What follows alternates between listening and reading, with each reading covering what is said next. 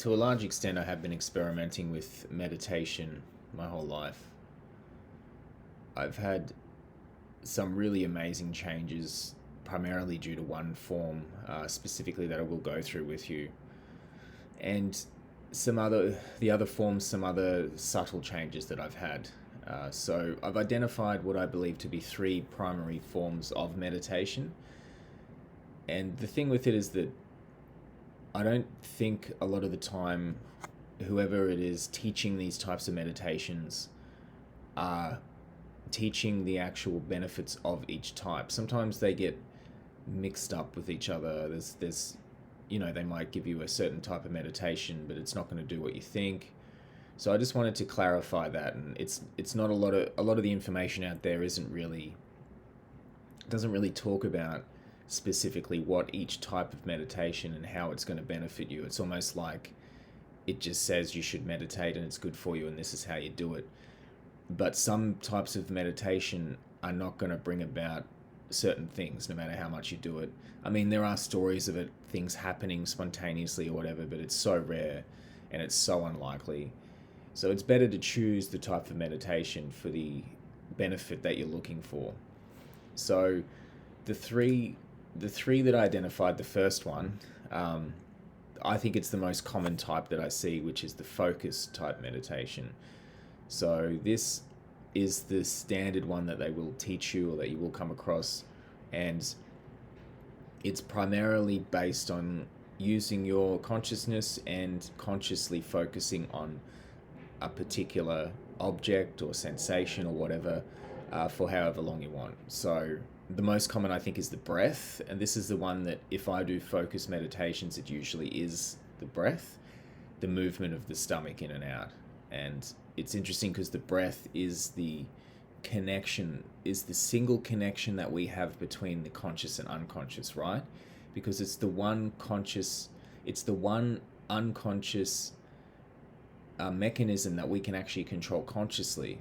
So it's like this crossover between the two, conscious and unconscious. If we forget about the breath, it just happens automatically. Otherwise, we can control the breath consciously.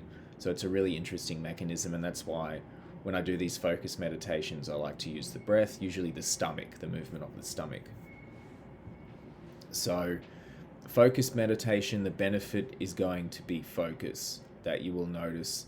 For me, I don't notice it unless I do at least, I'd say 10 to 20 minutes every day, without fail, has to be every day.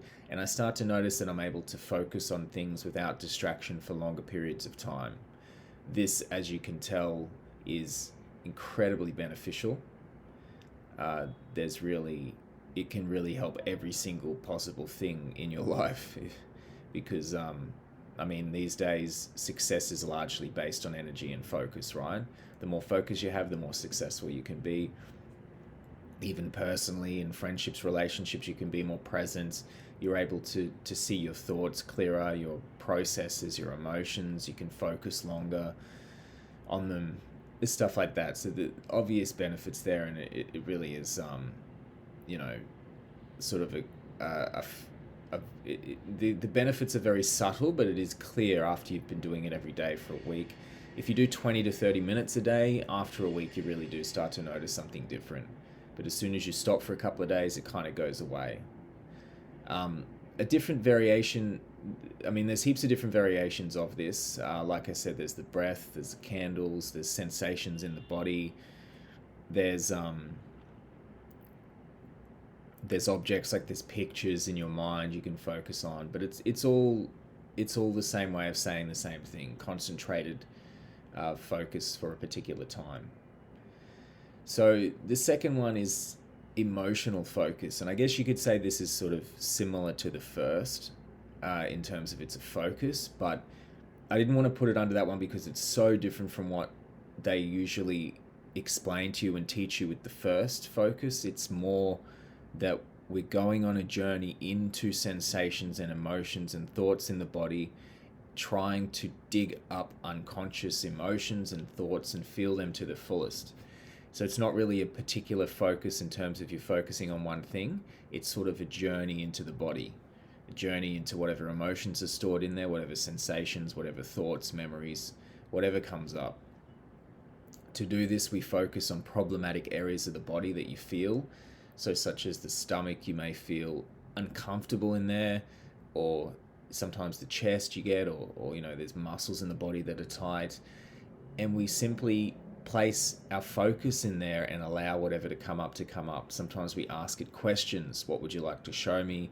We can ask it the opposite question to bring it up, being like, this feeling feels good, even if it feels bad. It can sort of trigger it more. Things come up out of that. And we're just trying to feel. If we do have emotions come up and we sit with them, we just try to feel them in their greatest strength possible so we can see through them, see what's under them. It's really an emotional journey. And this is where I've had the most lasting, fundamental changes in my life, is using this type of meditation. The thing with it, it doesn't have to be a sit with your back straight meditation. It can just be sitting on a bus doing it. It doesn't really take, for me, it doesn't really take that much focus. I don't need silence. I'm just, it's not as controlled as the first type. It's a more of a journey, right? And this for me has uncovered tons of anger and sadness and grief and shame and stuff that I just didn't know was there, just by sitting there and really going into certain sensations and places in the body which I know are problematic or uncomfortable. And a lot of things come up, and I think a lot of these things are very fundamental to who we are, and you can really make these amazing fundamental changes to the way you operate that sometimes aren't necessarily good, because it can uncover other things and other problems come up, but it's a journey in the right direction. The third one, and then this is the last one I could identify, because there's millions out there, but they're all just sort of variations of what one of these three, I believe. And the third is the looking for the self, or the self-inquiry. This is specific to awakening, where you can look in the body for the self, and eventually the self lifts. This can take hours, days, months, years, whatever it takes some people. This is the way to do it, is that you sit there and you look for the self directly in the body. You find where it is you feel the self the strongest. You may feel that you are an individual sitting there in the chair and you feel the word me or I in the chest the most. So then you focus on the chest and you break it down. Is this me? You hold the sensation in your mind and you're just searching, you're looking, you're trying to find where it is. And the more that you do this, that eventually it lifts. This is a much more direct way to do it. Over the centuries, even millennia, the way they were doing it was somewhat indirect. So, it would just be meditate until it lifts. Go to a monastery and meditate for years until it lifts. But because of the internet, I believe, we were able to share our technology, share our knowledge, and that they found that this was the fastest way to do it. It happens for most people as long as you have the strong will to do it. A lot of time that means a lot of emotional power behind your intent. So, anger and fear and grief and stuff can be behind it. You just need to know the truth, right? And this is how you get it, is by looking directly in your direct experience for the self, and eventually it does lift. So there was another one I wanted to go through. It probably fits in the second, the emotional focus, the most, I think. But it's more like an ego alteration. So they can do loving kindness, where you sit there and you think loving thoughts for yourself and the world and the people around you. And there's other like thought alteration type meditations where you're trying to alter your thoughts, the way you think about something, ego. I didn't really talk much about this because I haven't had much success with it. For me, the emotional focus, delving into the emotions, trying to feel them in their fullest, has been amazing. But any sense of trying to change my thoughts or trying to force myself to feel another way other than I do, I've had zero success with. It just doesn't work for me. But I thought I'd put it in there because it is something that you come across in the meditation scene. So I hope you guys got something out of that. Please ask some questions. Please leave me some comments if you have any questions. Cheers, guys.